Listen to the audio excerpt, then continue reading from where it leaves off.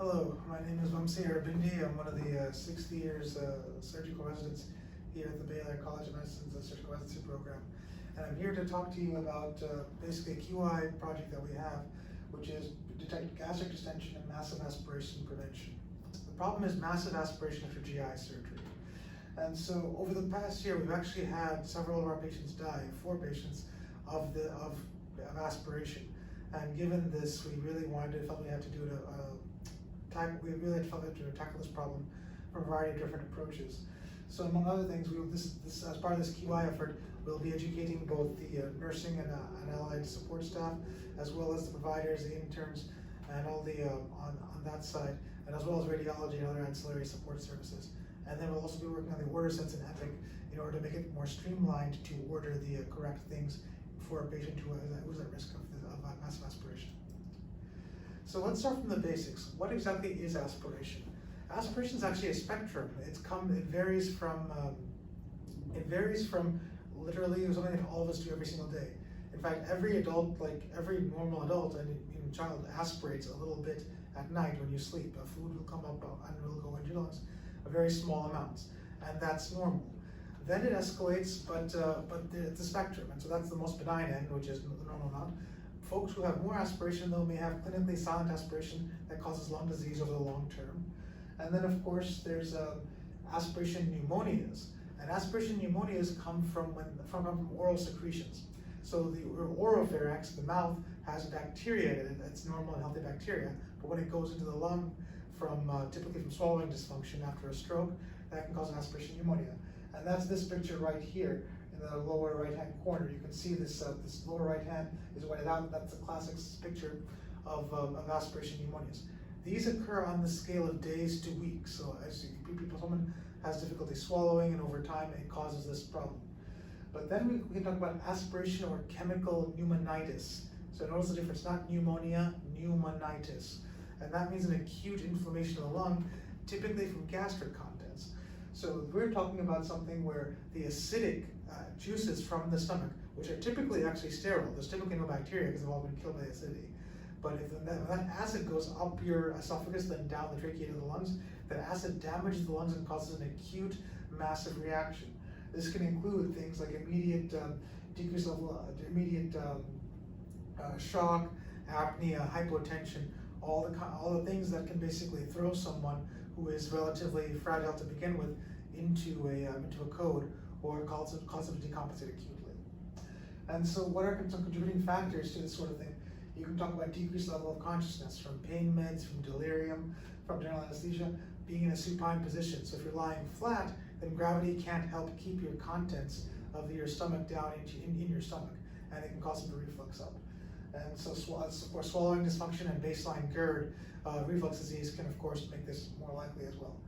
And then just to go about, it's tough to define this problem because, as I said, it's relatively rare, but at the same time, if you look at from some series, going back to the 1970s, this mortality is up to 12% for chemical pneumonitis when you have massive aspiration.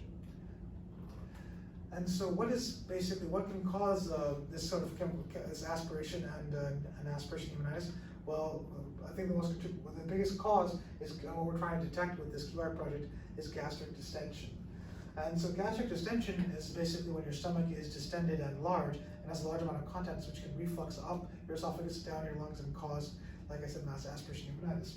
And so there's 3 big causes, and there are other ones as well. But gastroparesis, which comes from diabetes, which attacks the nerves of the stomach and keeps them contracted properly. Ileus, which is the most common and which we'll talk about today. And then finally, a small bowel obstruction, which is actually very common in the general population, but is rare in our patients that we're focusing on today, which are postoperative patients. I mean, lots of patients get small bowel obstructions, of course, but we're not, in general, they're not kind of the focus here. So the key focus of our QI project is the early detection and intervention, if indicated, on patients with gastric distension. So taking, again, another step back briefly, normal gut motility. So the intestine has 2 forms of muscle, a plicae circularis and then the longitudinal muscles, and they act in concert to propel food down the GI tract from your stomach into your small bowel, into your large bowel, into your rectum, and as stool. the functions of this gut system are coordinated by a gut enteric system, like by an intestinal enteric neural system. So someone who's paralyzed, someone who has like a spinal cord injury in the neck, will still have gut motility. Not as much for various reasons, but they will still have gut motility, which propels food down. And in general, sympathetic stimulation to the body, so if someone's like amped up, is in pain, or is otherwise very agitated, that will decrease gut motility. Whereas parasympathetic stimulation, depending on the type, can both increase and decrease gut motility. It's a little more complex. But sympathetic stimulation generally will decrease it. And so, reviewing our postoperative ileus, there's three primary causes: inflammation, medications, and then neurologic diseases. So when we talk about inflammation, anytime we do surgery on the bowel, which is obviously very commonly, especially at St. Luke's Hospital, whenever anyone cuts the bowel or it's inflamed by bacteria or abscesses nearby, that can throw the bowel into dysregulation and keep it from firing normally. And basically, NSAIDs like Motrin, which are non-steroidal anti-inflammatory drugs, counteract this quite well. And so several studies have shown that Motrin and ketorolac and all those sorts of drugs can improve ileus from surgery. That said, some surgeons look at the data and think that there's a higher rate of leaks, of intestinal anastomotic leaks with NSAIDs, and so we don't always use them in all of our patients. Opiates, basically any morphine, Dilaudid, all the opiate medications can decrease gut motility, even tramadol. And of course, neurologic. So like I said, we talked about this the enteric system on the last slide, the neurologic system of the nervous system of the gut. And so if you have abnormalities in your electrolytes, then that can of course cause the system to go out of whack and not move, which is why we typically will check BMPs and replete electrolytes to try to help keep everything functioning in good order. So if you think about our three sites of the intestinal tract, your gastric, small intestine, and large intestine, typically your gastric site will return in 24 to 48 hours, so 1 to 2 days. Your small bowel comes back the quickest, so typically 12 to 24 hours, your small bowel will move again if everything is going well, and your colon will take 3 to 5 days. So this actually has some interesting consequences. These three sites can return and or not return and be in ileus independently.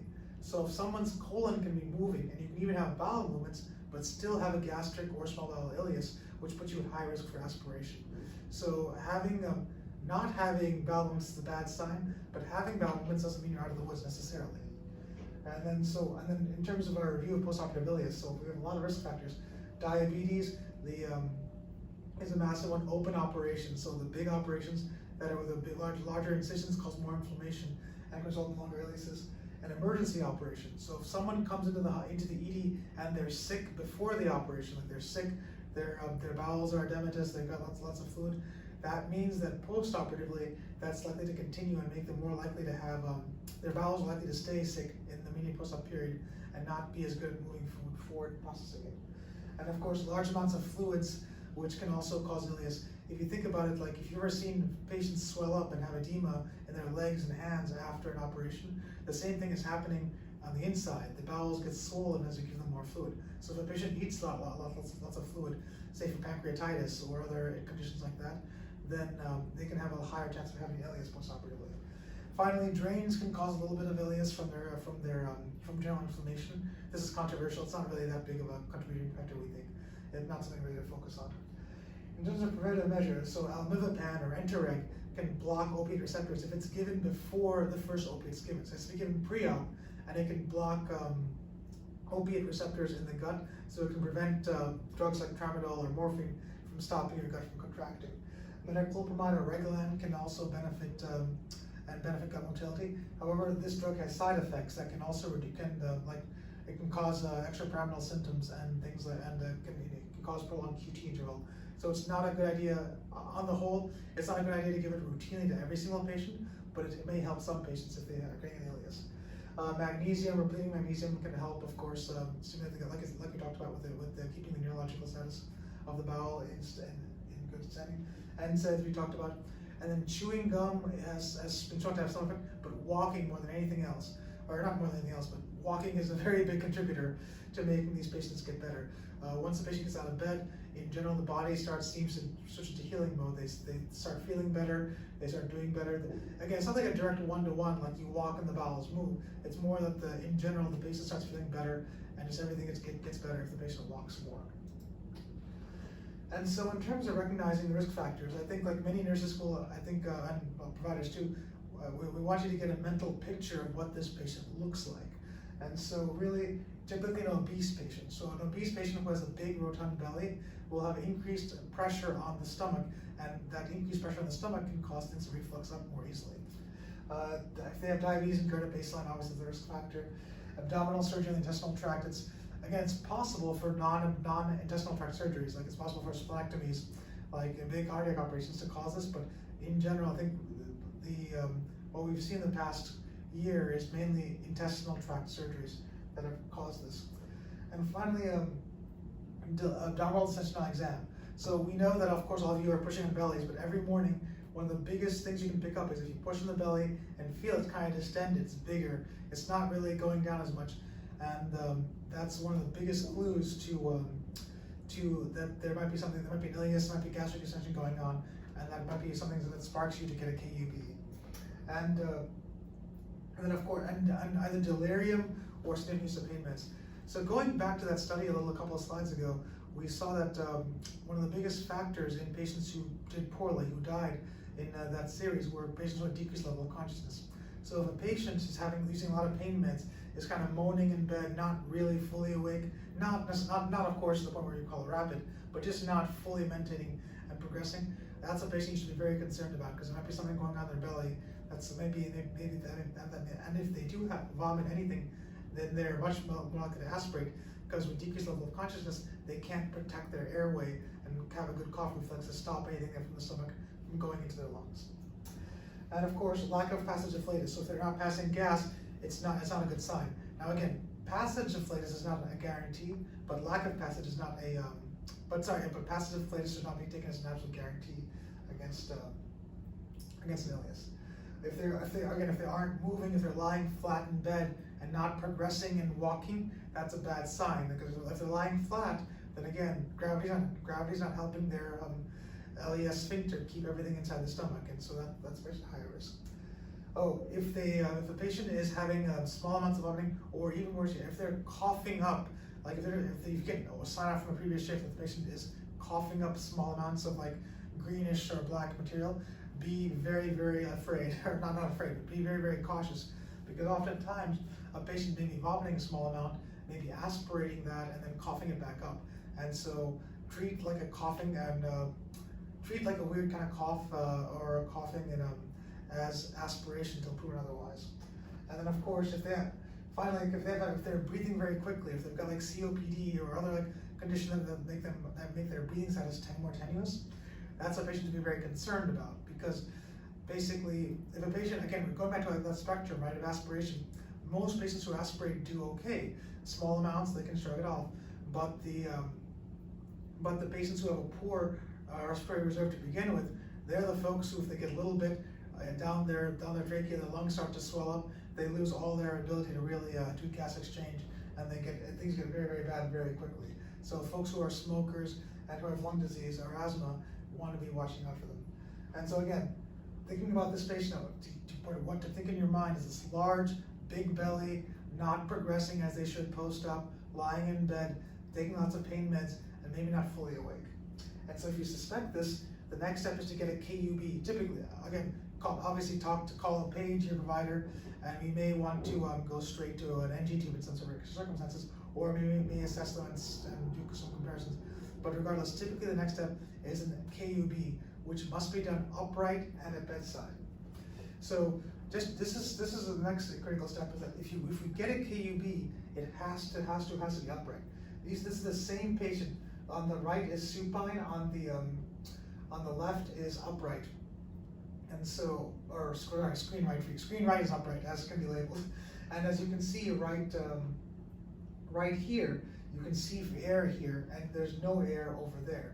Air rises. So if you ever shoot an upright QB, we can see a large gastric bubble much more easily than if it's supine. Again, same thing. So this is the patient supine, gastric, so there's no air in the stomach. Same patient upright. Now there's a big air bubble in the stomach. This actually, this isn't massive gastric extension, but it very easily could be in the right clinical scenario. And so just showing you how when you're lying flat, the fluid levels out, and it's very easy not to see air because you're looking straight down at it. And so it looks symmetrical and you can't pick it up. But if the patient is upright, you can pick it up. So when the radiology comes to bedside, looking and doing this, doing a KUB, please emphasize that it should be upright, never supine. So again, to kind of maybe a summary slide. So if a patient has the warning signs which we talked about, please contact the MD immediately. And like I said, people to talk to if the concerns are not addressed, you can escalate the charge nurse, the senior resident, and the attending. Please feel free to. And I want to emphasize, we're not saying that every time a patient has any distension or a bad looking KUB, they get an NG tube. And I put this up here to illustrate that point, because that patient with this large gastric bubble right here, actually we didn't put an NG tube down. This patient, we went out and assessed them, they looked fantastic, they were walking around, and ultimately we decided to play it safe and not do the NG tube, and that patient actually did okay. But nonetheless, it has to be discussed, it has to be a very clear plan for what to do with this patient who is at risk for aspiration. So if someone's like, if there's no clear plan, if you aren't getting through, if your answers are muddled, then please feel free to escalate that and until we're all comfortable and ensure that the patient is safe. And so when the KUB is ordered, please help ensure it's done properly, and please make sure the patient's upright. Do not ever put these patients down if you can help it flat. Leave them upright and get that to the KUB. And then finally, this is a kind of a new concept we haven't reviewed as much, but if the NG tube is ordered, whether the provider or the MD or the nurse practitioner comes up and does it, or whether the nurse is doing them, this is a high-risk procedure. And in fact, one of our patients passed away while the NG tube was being placed. Because like I said, when we put the NG tube down, patients kind of gag, they will cough, they will vomit, and that can actually cause the aspiration required to prevent. So it's very critical that we, number one, we detect things early, because the earlier we detect things before we have a massive, big stomach, the more likely we can get the NG tube down and get things out before it progresses too far. But number two, if we're doing that NG tube on one of these patients, please treat it as a high-risk procedure. Have two people by ready to help, like move the patient to the vomit in a clear direction. And we'll be reviewing NG tube placement in a separate module as part of this effort. And then finally, as soon as the NG tube goes in, put it to suction. Don't wait for the KUB for placement. Just put it immediately to suction as soon as it goes in, because there is a small chance it's in the trachea, and if it is, the patient will be coughing, and you can hopefully tell that. But if we're not feeding this patient, obviously, never feed a patient through an NG tube before getting an X-ray, but you can put a patient to suction if you're reasonably certain where it is without putting a patient to without an X-ray, because that's critical. That as soon as it gets in, that it relieves the gastric distension before the patient has a chance to vomit up the large amounts of content. So again, treat this NG tube as a high-risk procedure. Get assistance to place it or be ready to assist, and put it immediately to suction as soon as it goes inside. Alrighty. Questions? Like I said, this is my name and my email. You can also tag or text me, and please, and also Dr. Fisher is very involved in this project. We're all very dedicated to making sure that our patients do better and fixing this problem. So thank you so much, and we're again happy to talk to anyone and answer any questions you have.